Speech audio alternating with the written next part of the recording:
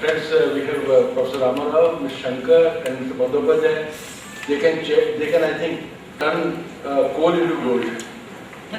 We can take the case of Coal India Limited. Mr. Shankar gave the report on was chairman of the coal pricing committee, and Mr. Ramarao is a great metallurgist, eminent metallurgist, and then we have an administrator here, coal into gold.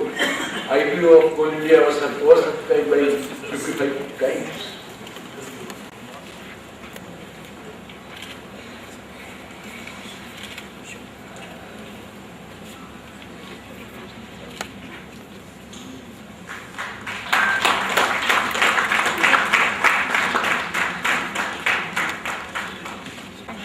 Very much. Now look forward to Dr. P. Ramarao, President IPE, to share his erudite views in his presidential address. It's wonderful for me to be amidst all of you and share the dais with so many dignitaries. I'm here essentially to pay respects, sincere respects, and offer grateful thanks to all the dignitaries who have participated in this very absorbing inaugural session. Long but very, very informative and educative inaugural session. Sri Bandyopadhyay, Secretary, has taken time off from his very busy schedule, and I thought he delivered, and I'm sure, I'm speaking for all of you, and he delivered a wonderful speech, splendid speech, extempore. We don't come across, I am the Secretary of Government of India, so I can tell this thing. We don't come across many Secretaries of Government of India who deliver extempore speeches, which are so valuable and particularly grateful to us. Shri Ram Som is not here, but I'd like to thank him in absentia because he is a member of our board, very distinguished corporate executive, and he has made a very generous donation to the public enterprise. Shri Bishnoi, I can relate to him because he's running a steel company and running it extraordinarily well, and he's very highly respected, and we want to thank him for being with us. I heard Dr. Sharif's Sabah for the first time. It was also a very valuable speech and great articulation. And we want to thank him.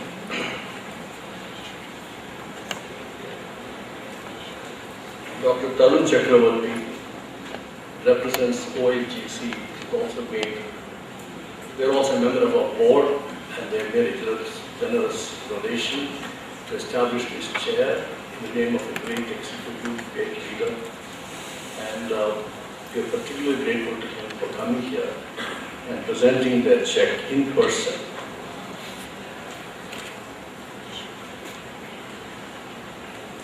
Shiv Kumar is left, and Stuart Lawrence is here. He's a collaborator in this venture, and it was a pleasure to listen to him as well. And all of you have taken the trouble to participate. I have no personal experience running a corporate, for that matter, any kind of company. So I'm simply not qualified to offer any sensible remarks. And if I do so, it will be very presumptuous on my part to do that, so I should not attempt. However, the one area with which I am familiar, and I've been involved in it over 50 years of my professional career, is research, thereafterwards development, and thereafter promotion of research and development. So my appeal to corporate leaders is to look upon investment in research and development. Many of our public sector enterprises, are technology-centered public enterprises. And Mr. Bishnoi represents one, also Dr. Tarun Chakravarti. So if you look at the investment, first of all, let's talk about investment. In R&D, actually, every time Prime Minister comes to Science Congress, he says that we are going to push up the investment in our country to more than 2%, or up to 2%. And the government has been very, very sincere in raising this investment in research and development. Of course, they essentially think of science and technology. In spite of those large increases year after year, substantially, especially in the last few years, after Dr. Manmohan Singh became Prime Minister, it has not crossed 1%. The reason why it's not crossed 1%, if you look at even the countries like South Korea, it will be about 3%, and they want to go up to 5% of GNP in investment around. And the reason why it's not crossing that barrier of 1% is because industry investment is not complementing what the government invests in research and development. If you look at a country like Japan, 80% comes from the industry, 20% is government. And so on, a number of examples we can give. Here is one area where I feel that the public sector enterprises can be an engine in promoting research and development. Not only in terms of investment, but also building people. Similarly, if you look at the number of employees in the R&D units, whether it's public sector or private sector, you'll find the numbers are nowhere near the numbers that the advanced countries can claim to have. So we have to invest in people, we have to invest in them, we have to invest in new innovative technologies. And I think that's a very important gap. Now we talk about growth in GNP. GNP will grow. And luckily for us, the country is activated, both public and private industries. And there's a steady growth in GNP. So will we become a superpower? Today, in the near future or ever? I don't know whether this country will become a superpower. We want to be a superpower. Our aspiration is to become a leading power in the country, in the world. So there are two drags. One is, of course, what Shri Bandyopadhyay very powerfully articulated, the disparities in the country, large number of people below the poverty line, etc., etc. But the other concern is, do we have enough thought leaders? If you compare India and the United States, for instance, the United States is an acclaimed superpower. That's exactly the gap. China is going to cross probably the GNP of the United States. But I don't know whether the country can match the power of the thought leaders in the United States. They come from their universities, they come from their national labs, they come from their industry. And this is singular void, if I can say so, in this country. Unless we begin to fill that void, we're not going to be anywhere near the status of power. We have a great opportunity to do so, especially with a large number of people available, young people available. If you only nurture them and put them on a track of original thinking, innovative work, creative work, whatever may be the sector. And today, if you see, for instance, everybody, we have a responsibility to global well-being, global sustainability in terms of climate change. Everybody talks about that. If you look at our industries across the board, if you want to move in that direction of sustainable growth, in terms of sustainable quality of growth, we have a large effort to put in to change our technology. And we have to partner with other countries, and so many things we have to do. So my appeal to, especially with Secretary's presence here, I can see that he's very dynamic, very forceful. If we can encourage this investment, we have Maharatnas, Navaratnas. I've looked at all the numbers. I'm not going to bore you with the numbers of what fraction of their turn over the invest in research and development. And you will find that there's considerable opportunity there to make a difference in this country's growth. And of course, many of you are economists. The famous man called Robert Salo, who got the Nobel Prize for economics. And his discovery was that if you account for a number of elements like capital, labor, and so on, it doesn't add up to the growth figures, especially productivity figures. And that's because technology has not been accounted for. So it goes by the name of Salo residual. So you can see that if you want to really grow in terms of substance, in terms of innovation, in terms of creativity, this investment is absolutely paramount. So we have to turn around and see whether there's something which we need to do in order to encourage industry to invest in R&D. And I feel that public sector enterprises can be a great source of inspiration in promoting this. So we have a personal stake in that. We have a selfish interest in that. So the Institute of Public Enterprise is at their disposal to carry out projects of their interest. See, they have to dictate. One of the problems of many academic institutions is that we wait for them to generate projects, and they will do it in their own way. But they are also isolated. But what are the demands of the industry today? So the industry should define the areas for research projects. They must proactively propose and use institutions like IPE. And Bandhavadhyay mentioned about a large number of management institutions. Huge number. I'm not giving you numbers, although I had some numbers in my mind, because they say that if you've got a good case, don't use statistics. So if you look at all these IIMs and management institutions, all of them put together may not be producing more than 50 PhDs. All of them put together may not have even one publication in Harvard Business Review. You look at all those popular journals, how many Indian names do you come across?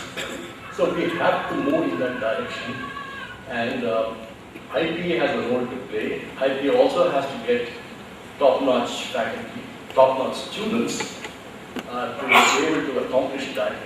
This also requires substantial investment in human resources. The amount of fellowship money we give, the top-up of the salary that we are able to afford to faculty to get best of people, at least as visiting professors and so on. So I look upon the secretaries as well as the public enterprises here to support this institution or to other institutions. Finally, so the Lakshmi Narayana is here. He has been one of the founding figures of the Institute of Public Enterprise. Every time I encounter him, he says, IPE should be among these. Although I quite don't understand what all ideas he has in mind for public enterprises. In order for public enterprises to perform and excel, what are their concerns? What are their impediments? So there must be a third-party spokesman for these issues, and IPA can play that role. And we need to play that role. All this requires very strong interface with the industry, public enterprise. And IPE will be prepared to work on that, and would like to request the public enterprises also to establish this dialogue in a very insightful way, especially in changing environment. And IPE can be there for this. So I want to thank all of you for this opportunity, and we have a very energetic director, IPE, Dr. Mishra, but I can't match his energy. Although I work hard, but every time we organize a conference, he said, please come. Every organized dinner, he will say, please come. But I wish I can match his energies and enthusiasm. But we are grateful to him for putting this meeting together and all his colleagues, and I would like to compliment him. Thank you very much. Thank you so much for a wonderful address, sir. Let me now call upon Professor Kiran Mai to propose the vote of thanks. On behalf of Center for Corporate Governance, ONGC Subir Ramachay of Corporate Governance, I take the privilege to propose vote of thanks. I thank Shri R. Bandyopadhyaya, IAS, Secretary Minister for Corporate Affairs, Government of India, for sparing his valuable time and focusing on various facets of corporate governance. I thank Dr. Karun Chakrabarti, Head ONGC Academy, for playing a major role in instituting the ONGC Subir Rahat Chair on Corporate Governance in IPE. We look forward for your continued support. I thank Shri Bishnoi, Chairman and Managing Director, RANL, for his presence and sharing his valuable thoughts. I thank Shri Dr. Sarab As-Sabar, President, NAFCPAC, for addressing it in August plenary.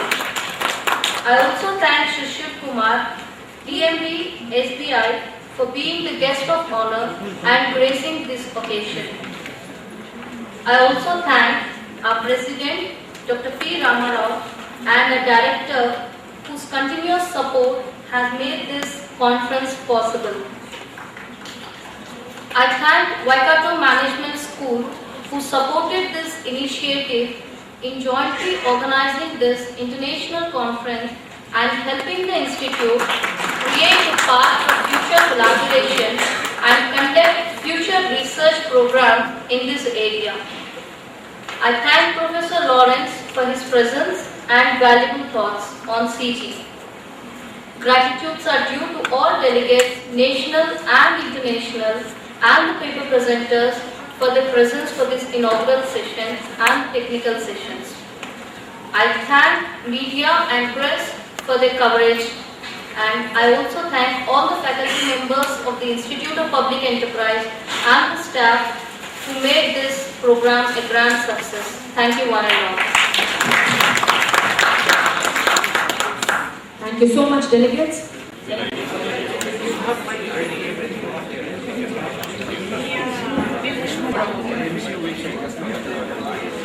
Everything if you said is absolutely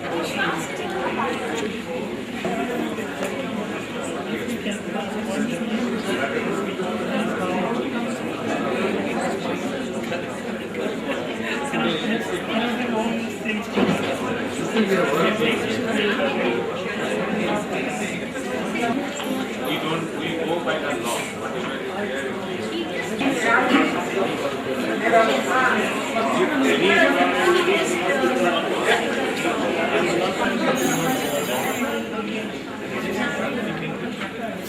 till yesterday, no complaints. Actually, anything if it comes to our notice, our questions are vanishing from this. Where are things that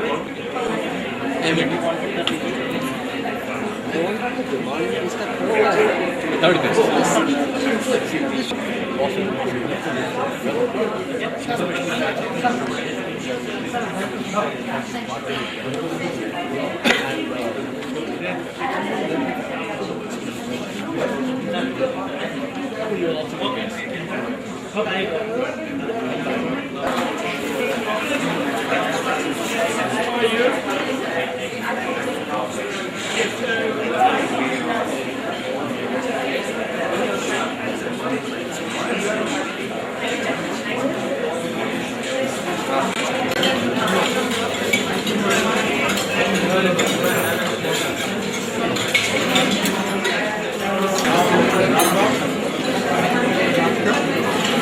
you.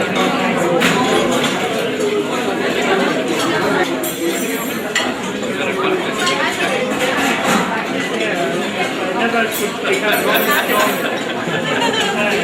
again,